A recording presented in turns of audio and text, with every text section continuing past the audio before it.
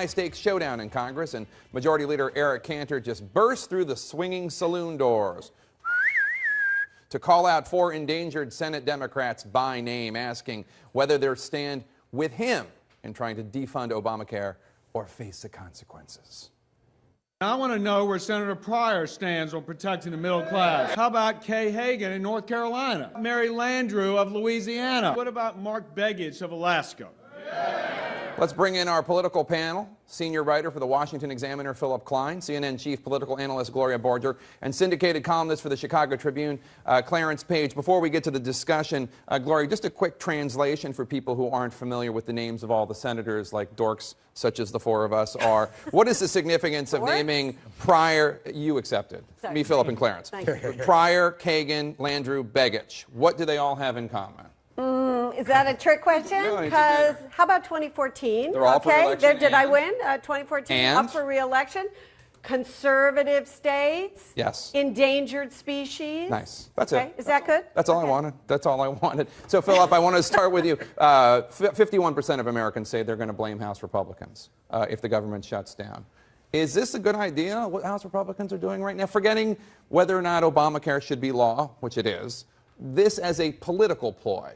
Do you think it's smart? Well, look, I mean, you just played the clips of Eric Cantor, and a big reason why he's majority leader is because of Obamacare and the reaction against that in 2010. I think the problem is that now, because of all the focus is on government shutdown or not, it's distracting from a lot of the really bad news that we have about Obamacare.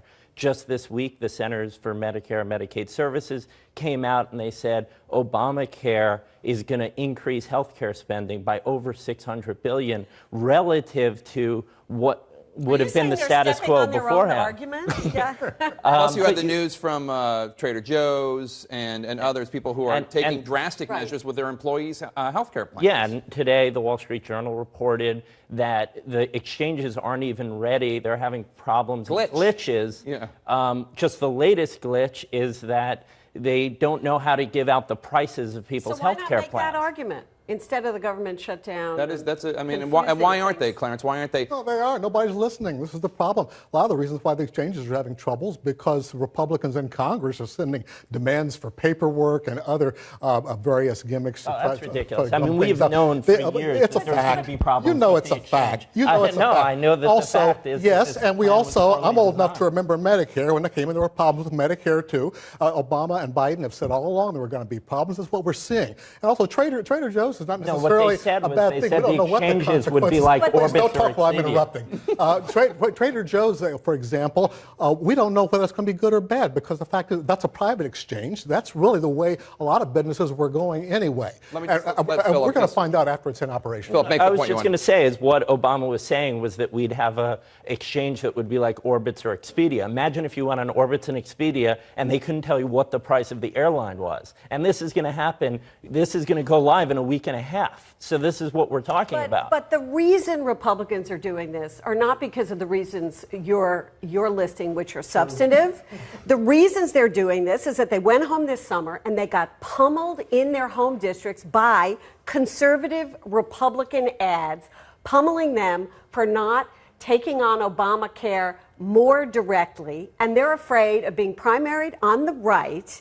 So lots of these people are saying, okay, we have to take this stand, or by the way, it's going to hurt us back home because we're going to face tough races. And also, so that's why they're doing it. If I could just say, it's also not just that. There are employers who have been expressing concern about this. Yes. And that's the reason why President Obama delayed the employer mandate by an extra year. But the reason they're making this particular fight right now is they decided to attach it to this important piece of legislation to get the notice so nobody can say to them, you haven't tried to really get rid of Obamacare. Let's play some sound from President Obama today talking about this fight. Republicans in Congress, they've tried to repeal or sabotage this more than 40 times. They've had these repeal votes. Every time they failed. This law that is in place is already providing people benefits.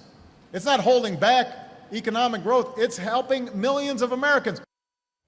Gloria, do you think that President Obama is succeeding in this fight, or is it just the Republicans are hurting themselves, or what's your take? In the short term, I think he's okay in the short because he's talking to independent voters out there who have questions about Obamacare, but they don't want to shut down the government.